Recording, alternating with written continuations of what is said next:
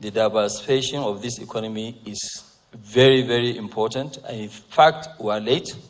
Because like what I said, since when I got to Lagos in 1979, people have been talking about diversification of Nigeria's economy. How do you diversify your economy? You have to diversify your economy and make it great through agriculture and manufacturing. Manufacturing actually, creates a lot of jobs, creates middle class, and also transform countries. These are the areas that I think we need to really focus on. But, how do you diversify an economy? And go into manufacturing that makes sense and also makes it inclusive growth. Then you need to actually do what you call backward integration or import substitution. Our economy is great because we have a local market. Because when you look at it, the economy of Asia is mainly focused on export. But we have a domestic market. This is a country with about 200 million people, apart from the rest of the ECOWAS market, where our imports last year was almost $47 billion. It is not sustainable. We cannot have 200 million people growing at an average, population growth at about 2.7%, and then we're importing most of the things that we're consuming. I think we need to really, this time around, be more serious so that we just don't keep talking about diversification. And it has been very elusive. I don't know why. It is possible, but people are not really focusing on that. So I think we need to really look at, okay, fine, how do we fully this time around, the kind of people that I've seen here, I'm sure we'll find solutions as to how do we actually make our country to be producing things that we consume. Because if you look at it today, with the kind of projects that we're doing, we're importing almost every single thing apart from few iron roads, which is a pity. We don't have steel industry, we don't have this. So entrepreneurs like my big brother here, Jim Ovia, you have to diversify also and leave a bit of banking.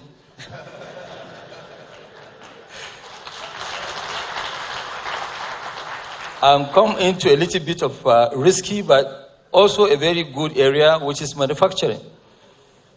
And I think what we need to do to make it successful, and look, I know you gave me 3 minutes, so don't worry. He's been going around me, and he didn't stop my big brother, but you're trying to stop me. Yeah, he didn't stop him, but he's trying to stop me. So, everybody is scared of Jim, so that's why. So really, we need to look at this. Are these things possible?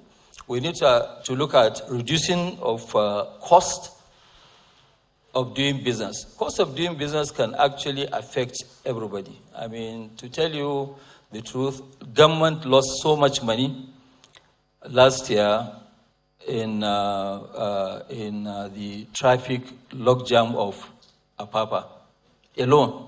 We as a company, actually our 3 companies lost over 30 billion in terms of, profit, which also the government will collect less taxes from us. So we need to look at infrastructure, we need to look at power, because without power, there won't be growth. Because that is what will actually propel a lot of these SMEs to actually, be almost everywhere, in Kano, in Jos, in, Aba, in Port Harcourt, all over the place.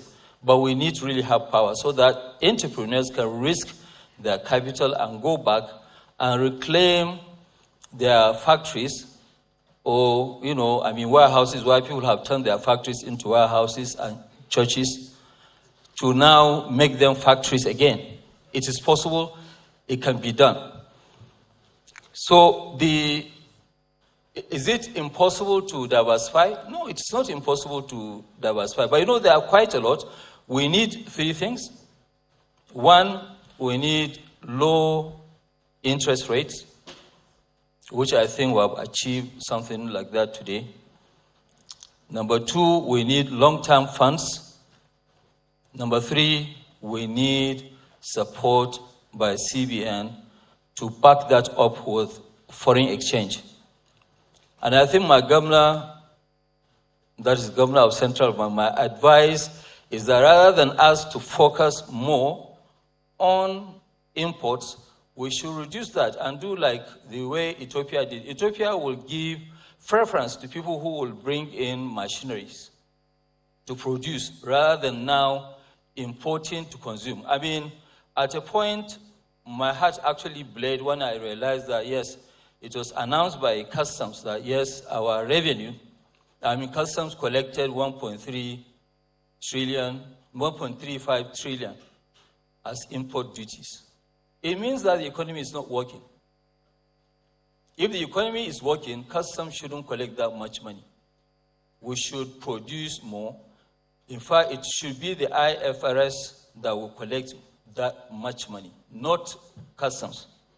So I think we need to really diversify and fully make sure that, yes, we have what you call manufacturing base where we'll produce whatever. You just imagine 47 billion, even if we are now going to produce goods worth 30 billion. Can you imagine how many jobs we'll be able to create? There will be quite a lot of jobs. And apart from that, people are saying that, no, it is impossible. No, it is not that it's impossible. You see, we need to make sure we make these things happen before it gets to a time where we will not even be able to, even with the money, you will not be able to, satisfy your own demand. Let me give you, for instance, today, can you imagine with the congestions of the port, if we are to import 27 million tons that we consume in Nigeria? Is it possible? No. But today, all those terminals that we opened, which we were importing cement, we have now built 2 terminals to export cement. And I can assure you, Nigeria by this year will be the highest exporter of cement in Africa. So it is possible. What are we doing going forward? What we are doing going forward was also the support of Central Bank. We've been able now, we are building 10 plants of rice, which by end of this year will be able to produce 1 million tons of rice. And we're also supporting the agricultural side. So that is on rice.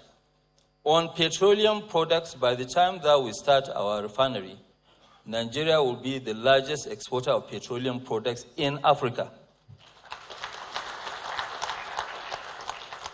For the first time this year, by the grace of God, Nigeria will be the largest exporter of fertilizer in sub-Saharan Africa. And that is all being possible by backward integration, which is the import substitution. We will be the largest exporter of, second to South Africa only, largest exporter of petroleum products, which is polypropylene, polyethylene. So you can see that, yes, it is possible, but we need to make sure that, yes, we have. But what we need is to make sure that we put up what you call government consistency in policies. And now we need to really look at all this support that's been given by Central Bank and Co. With this diversification will not be possible without the support of Central Bank to give foreign exchange for people to now buy machinery and set up factories rather than importing goods to consume. Thank you. Manali, an example of what we should be. May we invite the man in the eye of a storm, Mele Kyari, GMD of NNPC.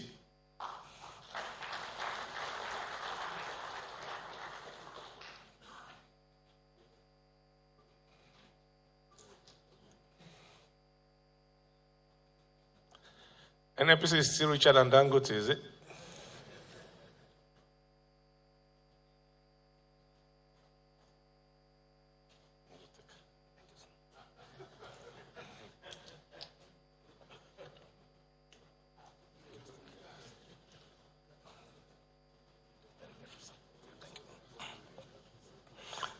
Yes, thank you very much, Sandoka. Honorable Ministers, my Governor, very distinguished ladies and gentlemen, I would like to just emphasize that Sandoka just gave me the disinfectant, so obviously to do something about the coronavirus. And for the oil markets, all of us here are aware of what happened the Black Monday. It signifies the importance of oil into the global economy. Oil affects everything. As a matter of fact, once Obia said that when the financial sectors collapse, everything collapses. It's actually the other way around. When the oil market collapses, everything collapses. And the oil market collapses in two ways. It creates problems in two ways. One is low prices, which is what we're facing today. And also, we all recall what happened 2008 to 2010. The global recession was caused by very high oil prices. So this is the only commodity. Oil is the only commodity where the beneficiaries will panic when its prices goes up. And this can happen again. It happens in cycles for two reasons also. One is for natural reasons, like the coronavirus and all kinds of floods and weather issues that can cause demand suppression.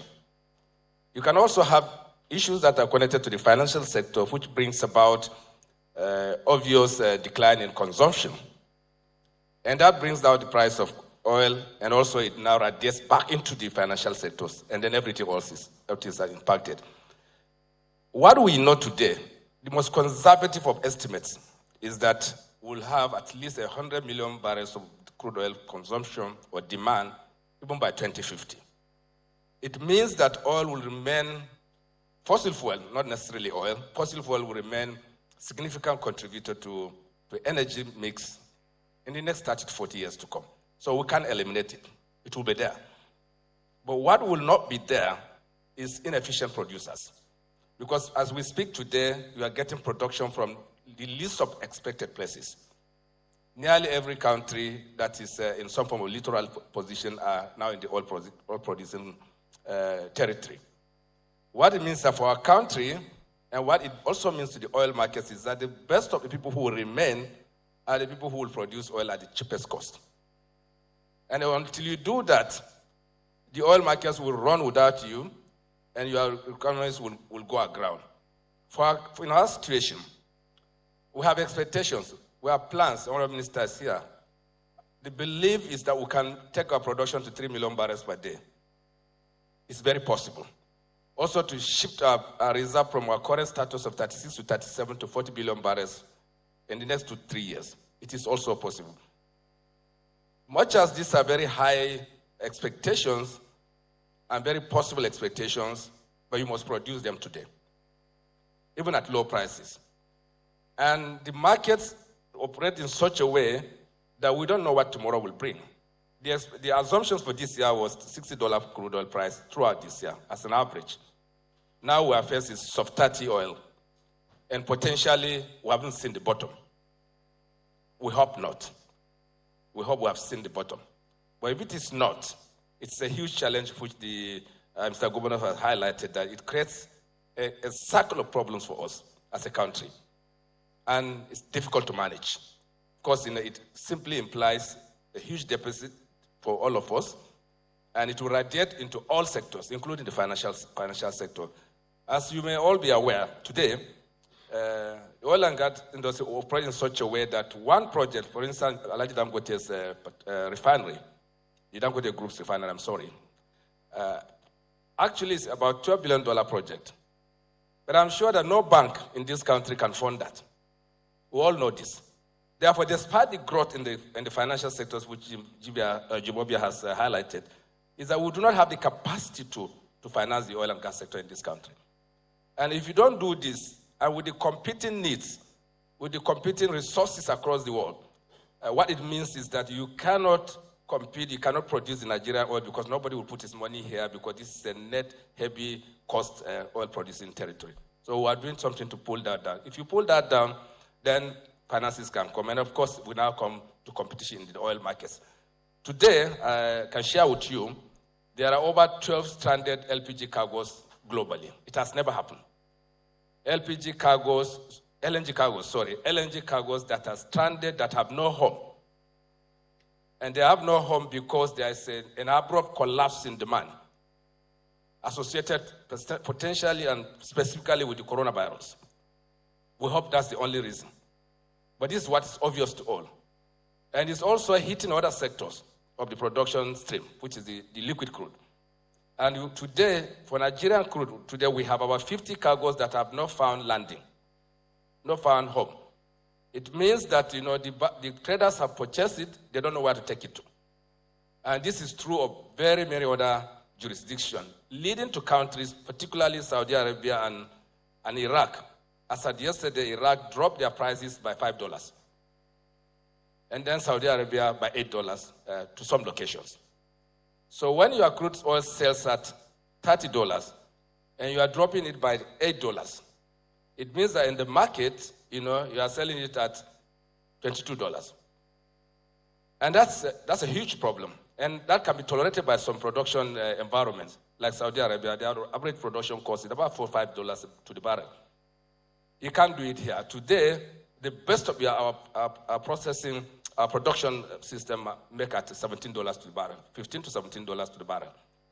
So when you have crude oil in many jurisdictions, not just our country, I don't think it's only here, there are many countries which cost of production is at least $30, and we're one of it. So when crude oil goes to $22 and you are producing at $30, you are out of business. It's very over. You don't need to be an oil and gas person to know that you're out of business. And beyond that also, you have competition. There are people who are producing at lower cost than you are, so people will go for that. And therefore, that depresses the potential of coming out of the impact of this coronavirus for a long while to come, at least 3 months. So prepare for trouble for 3 months. Even if the price goes back to 50, you have a backlog of production that is hanging, that has to be resolved. And what that means is that, in a sense, what it means is that you're going to have this impact of these low prices for a while to come. And finally, this market is voodoo market. And I would like you to know this, that nobody knows what will come tomorrow. There are many forecasts. Everybody said it will be $60 crude this year, and we're at 22 or 30 today. And we don't know what tomorrow will bring. But what is rational to do is to assume certain basic fundamentals, which is that this price will remain low. And you make that assumption, it brings down your cost, you become more realistic about your estimates, your financials settle so that the banks know what they are funding, and ultimately, as a country, we will take our rightful position in the scheme of things and then respond to the realities of the oil market, which is entirely a turbulent market. And thank you very much for listening to me.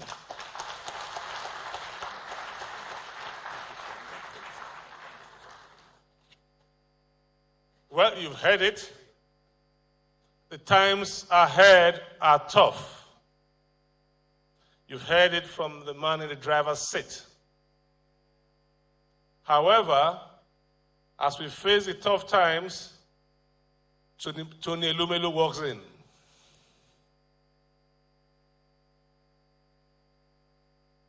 The issues are, there may be a few glimmers of hope with the Dangote refinery. That is, if we add value to our crude.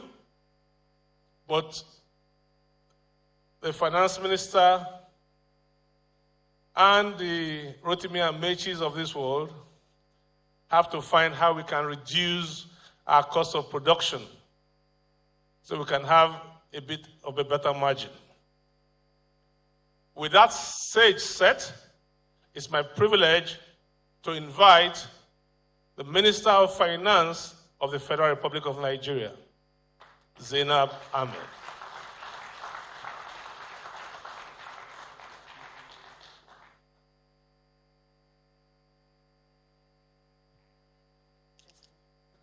Another one?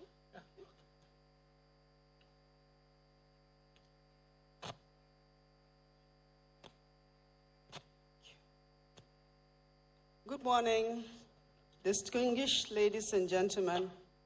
Let me specially recognize my colleagues, the honorable ministers, and also our hosts, the Governor of Central Bank and his Deputy Governors and Management, and Alhaji Aliu Dangote, Jimovia, Tony Imlon, captains of industry, heads of financial institutions, heads of agencies that are here, distinguished guests, ladies and gentlemen. Mr. Jimovia said it was a Black Friday, Black Monday. And I think it's a very, very good way to describe what happened this Monday. For us, it was a sudden shock. It was so unexpected. We didn't ever think the price of crude oil will go to as low as $30 per barrel. So it came to us as a great surprise. These are very, very strong headwinds, and these headwinds reinforce the wake-up call for us as a country to look towards a life without oil. And the time to do that is now. But for all of us in this room, we have a responsibility to make sure that we don't spread panic, that we don't allow speculation, because that is what triggers a spiral which will not be in the favor of our country. We need to all put our hands together to weather this storm. This is not something that government can do alone, nor is this something that the private sector can do alone. It has to be a partnership, a very strong one. We need to work together to take the opportunities that this same crisis has provided for us. For us in government, there are some measures that we need to take, which we have not taken, and this is the right time to take those measures. We're working as a government to strengthen our macroeconomic fundamentals, which some sectors of the economy were already weak before the crisis, so the crisis is only exacerbating the situation, and we knew about that. And we're working at dimensioning each sector and fashioning out and prioritizing the sectors, how best to provide fiscal incentives for the sectors to grow. There's no doubt that the combination of the crude oil crash and the coronavirus has put a very significant strain on the national budget, also on foreign exchange and also on many sectors. So we have been formed into a team, as said earlier by the CBN governor, by the president, to review what is the impact of the crisis on the national budget and also on various sectors of the economy, and to provide recommendations on how we can raise the revenue from the non-oil sector, block leakages, pull back whatever we have been doing that is not necessary, defer some actions, and prioritize and fast-track others. We also, despite the increased dwindling revenue, need to still find ways to increase spending in critical sectors like major infrastructure projects, but also in health and in education. We have to also continuously work to enhance the ease of doing business. We are currently working to enhance the function, the trade facilitation function of the Nigerian Customs Service. We are working on an e-customs project that will soon be going for approval. And part of the e-customs project is to set up a national single trading platform that will enhance trade facilitation, ease the business of imports and exports into our country. We know that the major function of customs is not to generate revenue. It is to facilitate trade. We're trying to work towards doing that. The Ministry of Finance also has realized that we need to do something special to be able to mobilize domestic savings. We have reached out to the private sector and some key government agencies, and we're setting up a national savings committee that is going to come up with a national savings policy. The essence for us is to have policy instruments that would guide the development of special instruments in the Nigerian capital market to enable large investors like pension funds that have patient capital, but also retail investors, so that we have every Nigerian being able to save with ease and have a variety of instruments that can be traded in the capital market. We have done a number of things that is meant to enhance business. We passed the finance bill. We made some legal provisions in that finance bill to drive and deepen the Nigerian capital market. We have introduced or reinforced the provisions on the real estate investment trust scheme. We've also made provisions to allow for securities lending. We've also been able to zero taxes for the smallest businesses, so that businesses that have turnover of 25 million and below will not have to pay any company income tax. We've also reduced taxes for medium-sized businesses that have turnover of 25 million to 100 million. We reduced their company income tax from 30% to 20%. Why did we do this? We did this so that these businesses can grow. They will increase their productivity, employ people, and at the end of the day, they will be able to pay more taxes further down the road. We also have made some amendments in our fiscal laws to enhance equity, especially for the insurance industry. But we believe that that enhancement will also benefit the financial services. We have made some adjustment to block leakages, especially in respect of transfer pricing, and to capture taxes from digital economy, which is not being taxed at all.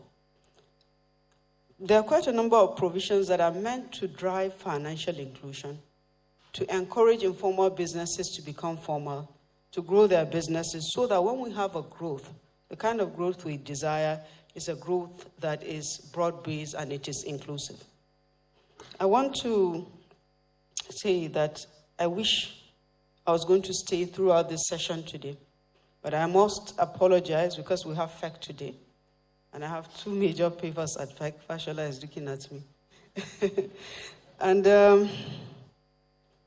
I've seen the excellent selection of participants. I must congratulate the Central Bank for this second diet of this very important forum. I wish I was staying through the day to listen to all the discussions and gather the messages that you will be sending to government. But because we'll not be here, I can only say that we're looking forward to the outcome of this program, because the outcome of this program will be taken by the committee that myself and the Central Bank Governor and GMD and MPC, Minister of Petroleum Resources, are participating in. We will take the outcome of this program as inputs into the advice that will give His Excellency President Muhammadu Buhari. Thank you very much, everyone. Thank you very much. A round of applause again. Sorry. Well, Malam Abba Kyari's presentation will be at the Villa tonight. We go straight to business on infrastructure. Because if we have infrastructure, it may dent economic crisis. So we invite Samala, the moderator of the session, Samala Zubeiru, to please come on the stage. The lead speakers are the Minister of Transport or Transportation, the Right Honorable Rotimi Chibuike Amechi, the Minister of Power, the Minister of Works and Housing, and former Governor of Lagos, Babatunde Fashola, the CEO of the Sovereign Wealth Fund, Uche Oji, and the partner at Denham, who is an infrastructure specialist, Phil Sidwell, to join the table while I hand over the mic to Saimaila. Thank you very much.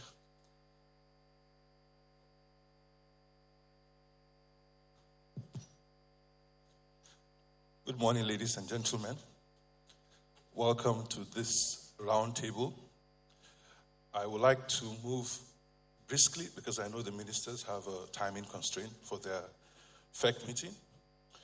So I would like to stand on existing protocol. Welcome, ladies and gentlemen. So the scene has been set for us by the various interventions made by the speakers earlier in the day. We all know the importance of infrastructure. We all know that the objectives that we have for import substitution is the result of investing in infrastructure. We know that our objectives for monetary and fiscal policy are also the outcomes of investing in infrastructure. So Nigeria's most comprehensive vision for infrastructure is contained in our infrastructure master plan, which identified that we need to invest $3 trillion from the plan period, which is 2014 to 2043 in infrastructure. And we had identified that we need to invest 58% of that in energy and transportation. This is consistent with the trend that we see across the globe for infrastructure investing. In fact, it's typically around 80% that is invested in energy and transportation. So what we will do today is just to get straight to the, I would say, substance of the conversation. Our panelists need no introduction. We have the Honorable Minister for Works and Housing, Governor Babatunde Raji Fashola. We have our Honorable Minister for Transport, also former Governor Rotimi Amechi. And we have the CEO of Nigerian Sovereign Investment Authority, Mr. Uche Oji. And we have the CEO of Access Capital, Philip Southwell. You're all welcome to this roundtable. What I would like to do is to ask some questions, and then based on that, we would invite open questions to the floor eventually. So my first question actually will go to Mr. Uche Oji, who is the CEO of NSIA. I go to him first because one of the models for infrastructure investing is creating an SPV or an investment company that can aggregate infrastructure assets, and then you can scale that up through additional investments. You can also scale that up by attracting capital into that entity. So the federal government has set up the Presidential Infrastructure Fund, which is managed by NSIA. So Uche, can you just tell us what has been your experience with this fund? How have you been able to get the brownfield projects, which hitherto belong to government, into this fund? Have you been able to scale up the initial investment that you had with additional capital? Just quickly run us through that. More importantly, address the fact that there is this myth, or is it reality, that governments don't like handing over projects for engagement with the private sector. Thank you very much. I think I will stand on existing protocols and go straight to business on the questions that Samala has asked. First of all, I have obviously the Minister of Works and Housing, who's a partner of the NSIA in the management of the Presidential Infrastructure Development Fund. To describe that, let me just talk to three things. What is the PIDF? What's the funding? What's the governance and legal structure? And what are the commercial and exit considerations of the PIDF? Last year, I think 2018, the president created the PIDF to be managed by the Nigeria Sovereign Investment Authority to address 5 critical pieces of infrastructure. These infrastructure projects have struggled to get funding or be completed on time. And these are projects that are under the Ministry of Power as well as the Ministry of Works. And these are the Lagos-Ibadan Expressway, the Second Niger Bridge, the Abuja-Kano Highway, the Mambila Power Plant, and the East-West Road. These projects, let me just say, are still projects under the Ministry of Power, Ministry of Works and Housing, as well as the Ministry of Power.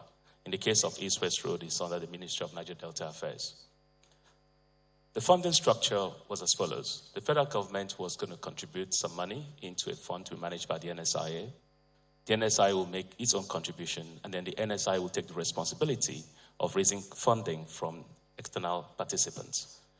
And the funding was as follows: $650 million initial contribution by the federal government, another $650 million to be contributed later, $300 million from the NSIA, and $800 million to be raised from the private markets. The first $650 million has been contributed, and this is what is being used now to drive these three projects. The first three projects, which are Lagos-Ibadan Expressway, Abuja-Kano Highway, and Second Niger Bridge. We are very hopeful, especially given the conversations we've had, that raising the external capital will be fairly, not, I wouldn't say easy, but will be doable to get these projects completed on time. And the commercial considerations of the project have been already quite well defined, and we're feeling very confident as to where we are in terms of making those commercial considerations work. Now, in terms of getting the $800 million from external markets, obviously for the three projects recently, many of you are aware that the recovered funds from the funds that were recovered by the U.S. government from former Head of State General Abacha, $308 million of that is going to be directed at these three projects equally to Second Niger Bridge, Lagos-Ibadan Expressway, and Abuja-Kano. So in general, this is really what this funding structure is. What are the governance and legal considerations? The first governance consideration is that there is a tripartite agreement between the NSIA, the Ministry of Works, and the contractors to govern the projects. And there's a term sheet between the NSIA and the Ministry of Finance that governs the financial considerations. And over time, we're discussing an innovation agreement that transfers this into an SPV that the NSI will manage. So that's the governance and the legal structure of the Presidential Infrastructure Development Fund. In terms of the commercial and exit considerations, obviously these projects will be told, and we're working on many other commercial aspects of it. But one of the most important things we're in discussions is to get a minimum guarantee income to ensure that there's comfort given to the people providing external capital. So far, it's been successful. I think many of you can attest to the speed of the work that you have seen on these three projects, and I'll let the owner of the project speak to the completion in terms of the timing of some of those projects. But they will then eventually be innovated into the NSIA. Now, to specific questions, what is the myth? The transfer of projects. I think we need to be clear about a few things. One is the president, under his power, can direct the transfer of any projects. And the Ministers' Powers Act also authorizes the ministers to actually put things like tolling. And so we need the Minister of Works has the power to make these things happen, and I'll probably let him speak to those. So far, it's been a good experience, and I think we are learning as we go along, but getting the initial legal pieces of work done was a bit more challenging, but so far, I think things are beginning to work out quite well. I think this is a good model, and it's a good model because we can all look at the financing structure and feel confident that these projects can actually be finished on time. And we're now looking to expand this model to many other key pieces of infrastructure that the NSIA is working on, be it in roads, be it in healthcare, be it in rail or any other sector or ports that catches our interest and can fit the commercial factors for us. One of the things the NSIA brings is to actually make sure that the financing of these projects are actually properly arranged, but also that the commercials work. And I think this is part of what makes it interesting and different from the other ways that we have funded. So I'll stop here and I'll say the following two things. One is, yes, the funding structure is as I have described, and we're feeling confident about it. The legal structure has quite clear legal documentations that has guided the transfer of this project, and we're very hopeful that the commercial considerations will work. But obviously, this is the first time we're having to take on projects of this size, and so far we're feeling very, very confident. I think in terms of the completion time frame for at least the first two ones that I know, 2021, 2022, is looking very, very likely for us in terms of making sure that there's enough funding to finish these things on time. So it's a new approach. And I commend the government for being bold in doing it. And I think for the NSIA, it's been a very, very worthwhile effort to be part of this. I'll pause here and hand it back to you. Thank you, Uche. So very quickly, Philip, you've had experience launching and scaling up infrastructure funds across many emerging markets, and particularly in Nigeria. We hear that you have been able to raise up to 50 billion with your partners in Chapel Hill, Denham. So what has the experience been? What can we do differently to be able to scale up faster? And how successful have you been in attracting pension funds to the investment in infrastructure? And are they really living up to the asset allocations that we know they have? So we know they have 5% for infrastructure private equity, and they have another 15% for infrastructure bonds. How effective is this? And what are the challenges that we can learn from?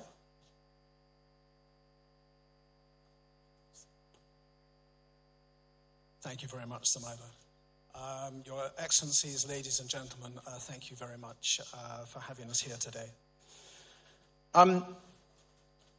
I first visited China in 1986. I've been traveling there ever since.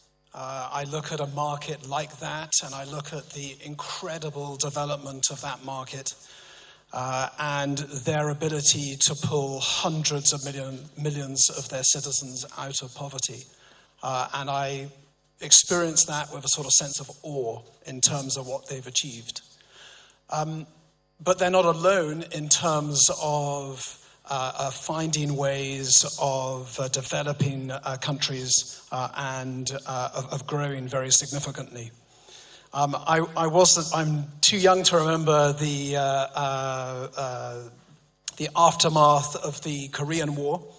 But I think what was interesting in terms of South Korea's development to an OECD country is the fact that in the first 5-10 years of their development, 60% of the economic growth that they generated came from 10 businesses, just 10 businesses. I think of Chile and its 25-year journey from developing country status to the OECD. And they were able to do this entirely by themselves. In terms of finding ways of investing in infrastructure, diversifying their economies, and taking control of their own destiny. I applaud everything that Mr. Dangote has said this morning in terms of the importance of diversifying the economy. And I think the key lesson really has been around infrastructure. Infrastructure is effectively the core of the cycle of prosperity. With infrastructure, you can bring goods from agricultural production to markets. You can start manufacturing, you can industrialize, and so forth. But I think what's important is to think about ways of defining success for Nigeria. And I do think that we should be more ambitious in terms of what that definition of success can be here. If you read the examples of China, Korea, Chile, other countries, they define success with GDP growth of 10% or more per annum.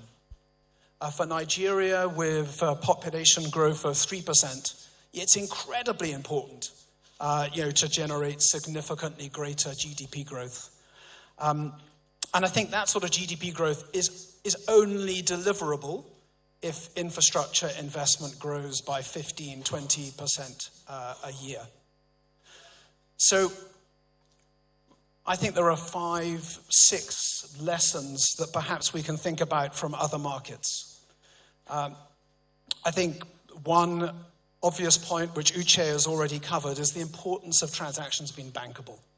That private investment and other investors, will actually participate and support those investments. I think secondly is the important to lever the government, because if you're going to invest and increase infrastructure investment by 15-20% a year, the government does not have the financial wherewithal to support all of that themselves. So you find OECD countries who invest nothing in their infrastructure investment because they've created an enabling environment that allows that infrastructure to be built. And at the other bookend, we have the good work that NSIA are doing with organizations like PIDF, but which today are principally 100% financed by the government. If we'd taken that 100% investment and gone to a market like Saudi or Abu Dhabi, they would have used that as half of the equity investment, brought in debt finance, delivered $4.5 billion worth of infrastructure. So you need to find a way of blending this public and this private sources of capital. 2, 3 final points, and then I'll stop, Samaila. I think it's important to corporatize. I think we all understand how corporates work. We understand the governance of those. Corporates can be listed. You can find other sources of capital in the future. I find it interesting going to markets like Beijing, finding that the Beijing government has 20 corporates. Half of those are listed in Hong Kong or China. They've been able to attract significant external capital into the plans they have in their own city and province. And I think that corporatization, helps bridge the focus of governments and development banks on greenfield infrastructure projects with the desire from institutional investors to invest in existing, operating, yielding assets. And I think to make these investments, one needs to find the right institution to do it. And I recognize that banks are incredibly important within the economy. But thanks to Basel III, thanks to the way that banks account for themselves, they are not the primary source of long-term capital for infrastructure projects. And that's very clear from the experience in the OECD. And I think it's very important for us to find ways of bridging institutional capital, into infrastructure projects here. Final thing I would say is around currency. And currency is really what drove the work that Balaji and myself and Chapel Hill did around the infrastructure debt fund in Nigeria. Infrastructure assets are paid for in Naira, whether it's mobile telecoms, toll roads, power, and so forth. And so it's incredibly important that we define those in Naira. Thank you very much. Thank you, Philip. We are going to go back to some of the points that you raised. So very quickly, we know that our ministers are in a rush. I would like to ask a question and they will respond. First is to let us share with us your experience in engaging with the private sector to work with you to participate in the projects that you embark upon in your various areas, because you're all working on the key infrastructure that we require for the country. Following from that, you've all been governors and you've all embarked on similar public-private partnership projects. What has been your experience? What can we learn from that going forward? Because the idea is that we need to do things differently for more impact. Thank you. Let me stand by the existing protocols. That's in Nigerian listing for that's not found in English language. So let me stand on it. For us in Ministry of Transportation, there are 2 key areas. The first is to assist an NPC, and an NPC has not been forthcoming in this regard. The federal government has awarded a contract of about $195 million for security of the waterways. And if you had followed it closely, when this contract was awarded about 4 years ago, it took us just last year to start it. Because rent interest, those who go to an NPC and get those contracts of surveillance, following white men to platform, they fought that contract for 2 years, even after Cabinet had approved it. It was cancelled, it was reinstated, it was cancelled, it was reinstated, until the 5th time. And that took us 2 years. 5th time, the president said, no, Amici, I think you can proceed. So now we are proceeding. What is this contract about? We got some Israelis, and they are going to launch, I hope so, they're going to launch in the next 3-4 months into the water. When they do launch, then their responsibility, which they are doing now, is to train Nigerian security. This time we didn't leave it only to the Navy. So we brought in the Army, the police, the Air Force, the SSS, and the Navy. Their responsibility is to stay in the water 24 hours. Because 80% of the insecurity in the Gulf of Guinea happens nowhere else other than under Bonny. They took 19 persons that they one died, all foreigners. And we're spending a huge amount of money. So if you look, when I was governor, the American government visited me and said the Nigerian illegal bunkerers are the 7th largest producers of oil in Africa. I quote, American government visited me as governor, and that they make $7 billion a year. Imagine if that money comes into our coffer. Then there'll be more money to award more contracts to do more infrastructure. Then the contracts that an NPC award. It is only in Nigeria where you have a company on its own set up self-anchorage area and ask vessels from outside the country to go there and as against the seaport that we have in Nigeria. So all that is going to stop very, very soon. The equipment have arrived. We have 2 vessels. We have 20 patrol vessels. We have 2 helicopters. We have 2 fixed wings plane. And where we are now is the due process for the local aspect of it. After that, they will launch because they've finished training the soldiers, they've finished training the naval personnel and other. Are we going to have more crises? Yes, because a lot of those rich men who make billions out of that, this business will be out of work.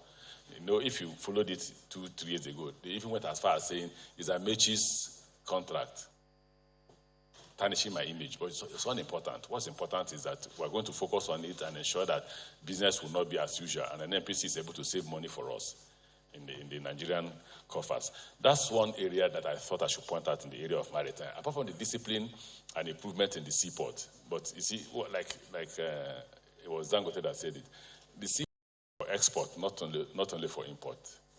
And the more money you make from taxing things that come in, the less you do in terms of production. Having talked about maritime, let me go to the railways, which is what everybody wants to listen to. We have politicized railway. Everybody wants railway in his village without bothering to ask, what is the relevance of railway in my village? In fact, I'm taking one to my village so that my people will know that at one time I was once a minister for transport. Now, I continue to tell people, if you sneeze, they say you're a northerner. If you cry, they say you're an Igbo man. If you laugh, you're laughing like a Yoruba man. Everything now is politicized. And we, the minorities, they don't even give us a chance at all. They don't remember that I'm from South. I'm an Ikwere man. The Yoruba man is looking at me here. They don't bother about that. The railway from Lagos to Kano is about the busiest when you finish it. It will raise the highest amount of money for you in railways. It has the capacity to lift 30 million tons of cargo. Scientific study. So why should I leave that railway and go and do Port Harcourt to Maiduguri? But everybody is going to television, they don't like us. They hate the Igbos. Meanwhile, my name is Chibika Amechi. I don't know which is more Igbo. No, leave it to me first. They will get me so. They will get me so. I don't know who is more Igbo than me. Who can say, I confronted Senator, the former deputy governor of Abia. What's her name? Senator Abaribe. I said, tell me the meaning of Abaribe in Igbo. It will take nearly 1 hour for him to tell us the meaning. But me, in 1 minute, I will tell you the meaning of Chibike. God is power. Amechi, I don't know tomorrow. Easy. So I don't know why anybody who is Igbo would think I will look at the Igbos and not help them. But what informs Ministry of Transport decision is the fact that when you lift 30 million tons of cargo from Lagos to Kano, you create more jobs. Right? So why would I leave that and do Port Harcourt to Maiduguri? Now that we are almost coming to the conclusion of Lagos to Kano, we are coming to the conclusion because we have almost finished Lagos to Ibadan. Lagos to Ibadan is a total of 1.6 billion, but it has gotten to 2 billion. Out of that 2 billion, to show you how responsible this government is, we are funding nearly $600 million. We, from the budget. And we are the physical discipline is enough that we are paying. And the contractor, the later we have not paid, and the Minister of Finance is here. And I've told her that she should pay me my money. Because the Chinese are harassing us in the past 1 to 2 months that they need their payment out of the 2 billion, out of the 600 million we're owing them. But we've been paying. The next thing is the rolling stock. The Chinese government asked us to apply for a loan for rolling stock. And the cabinet refused. So we can pay. And we've been paying $500 million. We are not borrowing that. That's from our pocket. And we've been paying. And some of those rolling stocks have arrived. You have the DMUs that have just arrived. We'll deploy one to Kano, to Kaduna, Abuja, and we'll deploy one to Lagos Ibadan. Lagos Ibadan would have been ready in May. Seriously. Unfortunately, nearly all of them that went for Chinese New Year were quarantined by their government. Their government said they cannot come back until they find a solution to coronavirus. Only those who didn't travel are here. And therefore, the speed of the construction has reduced. We are at the final stages of the $5.3 billion loan facility for Ibadan to Kano. We are at the final stages. It's just that they've just listened to us now, and they came from Ministry of Finance, that we should connect Apapa to Tinkan. That's the problem when they are borrowing money. I don't see why I should connect Apapa to Tinkan. I don't, but they're insisting. So if you want the $5.3 billion, you must connect. That's another $200 million that we're adding to the $5.3 billion. So it may raise it to $5.5 billion. If you say no, you won't get the money. It was very clear there. Now, so when we start when we start Ibadan to Kano, it will create a lot of jobs. Just imagine how many people are both land speculators, businessmen. They bought all the land from Abado to Ibadan. They bought, and some are trying to establish industry. Some are asking us to give them what they call spurs into the industry they want to establish. The next one that President has just approved, and we're negotiating the loan, I was in a meeting on Friday about the loan, is Bonny to Maiduguri. The one I say is about 11 million tons of cargo. Why did we get to Bonny? It was Port Harcourt to Maiduguri. Why we got to Bonny is because the President has also approved that we build a deep sea port in Bonny. So if you're going to build a deep sea port in Bonny, and I don't know when Ministry of Works will finish the road from... no, don't laugh now. I don't know when. So the Bonny road, the road from Bonny to Port Harcourt, and then from Port Harcourt to what's it called? Northeast will be difficult. So we agreed with the President to do from Bonny, with the seaport in Bonny, to Maiduguri, going to Yobe, Damaturu, and Gashua. But this is not new, because there's no money. When we asked for the loan for the railway from Bonny to Maiduguri, for between 11 and $14 billion, a company came and said, we can rehabilitate this railway at nearly $4 billion. The difference is narrow gauge, 80 kilometers per hour, standard gauge, minimum of 120 kilometers per hour. And if we don't have money, I can do with 80 kilometers per hour, since we don't have money. That the President has approved. We've commenced negotiation, and I hope we'll conclude. I'm actually hurrying that because it's been politicized. So once we start, those people who are harassing us that want no railway in the area can stop while we focus on the other area. We are again negotiating a loan from Port Harcourt to Warri rail line as part of the coastal rail. The coastal rail is Lagos to Calabar. And I asked myself one question: do we really need Lagos on that track? Because the only reason why everybody is going to Lagos is the seaport. And in this part of Nigeria, there are over 4 to 5 seaports. So why do we need Lagos? I think, if I'm to advise the President, we don't. Once we get to Benin, the southwest can continue on the Lagos to Kano, because we can link Akure from Lagos to Kano, and that will completely knock out southwest from the coastal rail, and we end coastal rail at Benin and save money. That's what I think. The final one is one that we have awarded, but the contractor is finding it difficult to raise the money. That is from Abuja, passing through Baro, Lokoja to join Itabe. Because we're waiting for commissioning. We've completed Itabe to Warri. It's completed. There's no seaport at Warri. The Warri seaport is old, so the President has also approved a new seaport in Warri, and we're looking for the money. Then there's one that, again, you have made it to become controversial. The one from Kano to, where is that village in Niger Republic? Maradi. Now, that's my idea. When we go to ECOWAS meeting, you find out that our neighboring coastal states are arranging to transport goods from other landlocked countries. So if we must be competitive, And if our seaport in Lagos must be competitive, there's a need to get a rail track close to, at least at Maradi, to enable all those who do business in that area, put their goods on that track and export through Lagos. That has not been approved yet, but we're engaging the president to give us approval so that we can do that. Those who want to fund it from Portugal are available. Thank you. I think I've done that. Yes, thank you.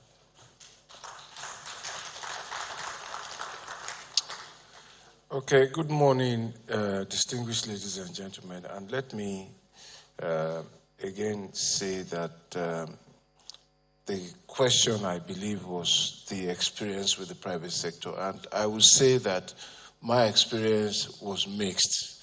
And in the road sector, for example, the story of the Lagos-Ibadan Expressway is very well documented.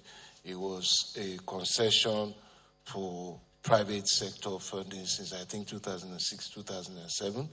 No construction work of any repute took place there until 2016, when we advised government in the heat of several litigation to take over the asset and fund it. The second Niger Bridge was also conceived as a PPP of sorts. Again, the same story. And visibly in 18 months or thereabout, when government has led the funding through a presidential infrastructure development fund, we now see the bridge heading very, very clearly towards completion. So what we see, therefore, is that perhaps people have bitten a little more than they can chew. And you can't disconnect that from the reality of our finance sector. And it's been very clear, people have repeated that we can't fund the size of the infrastructure we need to support the growth that we need to drive. On the converse side, of course, have been investments under the tax credit scheme. So we've seen the Dangotes playing, and we've seen NLNG playing. Again, when you look at the size of those companies, certainly they are the big hitters in the private sector sort of the economy. So they can put their money where their money, and it goes back to the underlying point that it's really about funding. So how many of the people are businessmen who profess the ability to do A, can actually raise the capital to deliver it? So yesterday we were reviewing some of the inherited private sector land projects, and we find about 54 that, because we have a PPP unit in the ministry, so which tells you clearly that we have a desire to engage.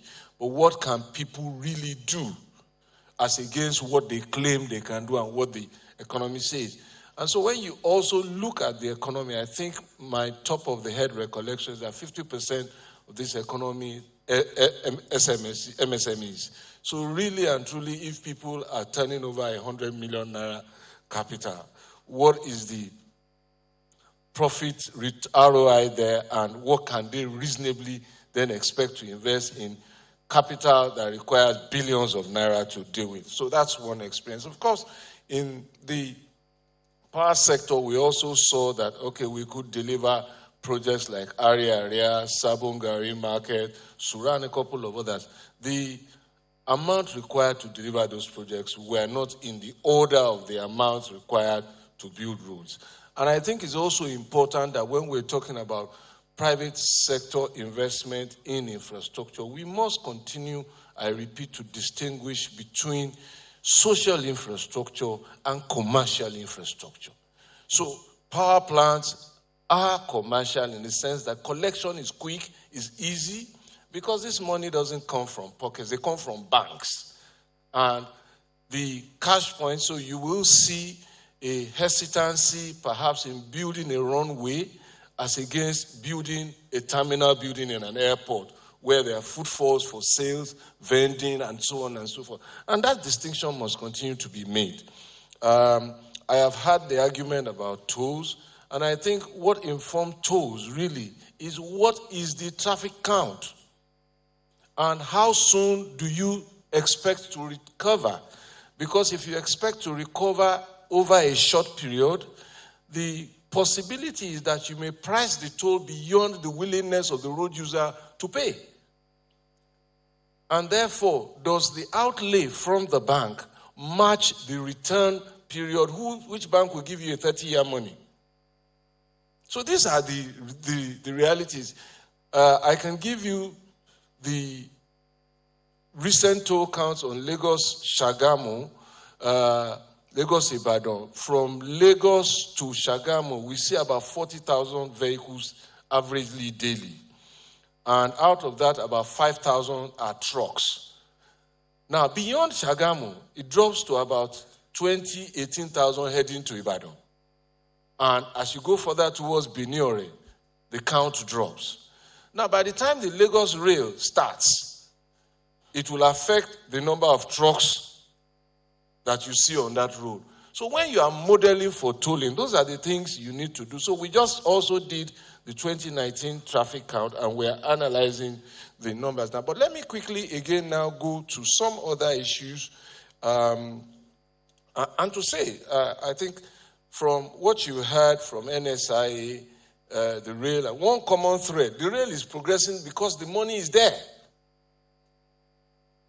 Lagos-Ibadan, Second Niger Bridge, and Abuja-Kano are progressing because the money is there. So the big elephant is, how do we find the money? And I think that is why I have come here. So when I was invited, I think I'm going to leave. I will leave a presentation I made. I have the copy. I'll leave it with the governor of Central Bank before I leave. But just to dimension for us that the critical routes are the A1 to A9. And all of it is here. Those are the routes that lead from the ports, from the Lagos, Warri, Port Harcourt, and Calabar ports to the Savannah and to the border of Niger Republic and Cameroon. If we make those roads work, they go up and down, A1 to A4, and they go left to right, east to west, A5 to A9. If we make those roads work, then we've really scored a big dent in easing transportation by road across Nigeria. Now, within that road network, we have about 100 different sets of contracts because they are long roads, some of them 200, 500 kilometers. So one contractor usually doesn't get to do all of it. We break them into sections of 100, 150, and so on for efficiency and pooling of resources. So we have about 100 such projects within that network that are at 50% to 90% completion status. And they will require about 288.721 billion naira to finish. And I hope the governor of Central Bank takes note of that figure. Because if we can raise that money, then we can finish those roads. 228,721. On the average, what we've seen from our 2016 to our 2020 budget is that we're getting just under 50% budget releases. So, and that speaks again to the challenge that the minister has had to deal with, raising revenues in order to fund infrastructure, and also seeking to borrow, of course, then managing payback, and so on and so forth. So I think I should quickly sidestep from that. There are alternative sources of funding, of course. The Sukuk, the PIDF fund is one of them. The tax credit is another that I've mentioned, and the China Exim and the AFDB, who are also represented here, have also assisted in that regard.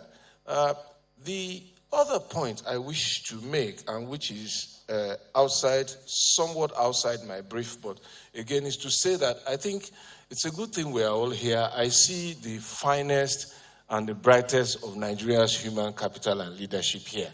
And that really makes me excited to be here. And I think that we can make this team do a lot more beyond a one-day session. This must be a continuing engagement, because I say that because these are tough times. but there are also good times. And this crisis, we shouldn't waste it. It's bad enough to have a crisis, but it's almost unforgivable to waste one. And so for me, this crisis may produce Nigeria's finest hour, really, if we put this capital that is here to use. And I've heard a lot on diversification, and I've just said, what are we really doing? So I'm going to start with that thing next to Aliko, that sanitizer. You know, I've taken time to read it when I came read through it, because I washed my hands with soap and water before I got here. And they gave me this thing, and I didn't want to break rules, so I used it at 2 points. But something told me that we were all probably doing the wrong thing.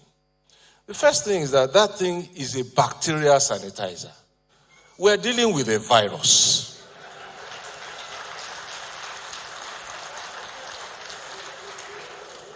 And it's important to make this point. We're dealing with a virus. And so, before we rush off in a hurry, the thing there is, we must not panic. That's the message there. We must not panic. And we must know what it is we are up against and constructively then engage it. Because if this capital here, this human capital here, constructively engages these tough times, we will defeat it. So the second point is that I notice it's made of berry and alcohol. And I know that berry, whether it's raspberry or whatever, grows wild on the plateau in Jos. Wild. And this is important because that thing was made in China. The other component of it is alcohol. So why is our ogogoro illicit? No, I make a very serious point. I do not trivialize this point, please. Why is our ogogoro illicit and golden gin and rum and schnapp are not illicit? But they contain the same basic chemical component of alcohol. And I say, therefore, why are our MSMEs and industries not already producing these sanitizers for us to use in Nigeria if we really need it? So these, for me, are the opportunities here. On one of our construction sites, as he has pointed out, not only is manpower from China, where we're using Exim loans, finding it difficult to return, equipment is finding it difficult to come in. So one of the things I've said to them, look, there are people, local people here who have trucks. Employ the trucks, put your Chinese label on it, and let local people also benefit. My closing story, therefore, is that this is a fine hour for us to introspect and turn this around for our own benefit. Thank you very much.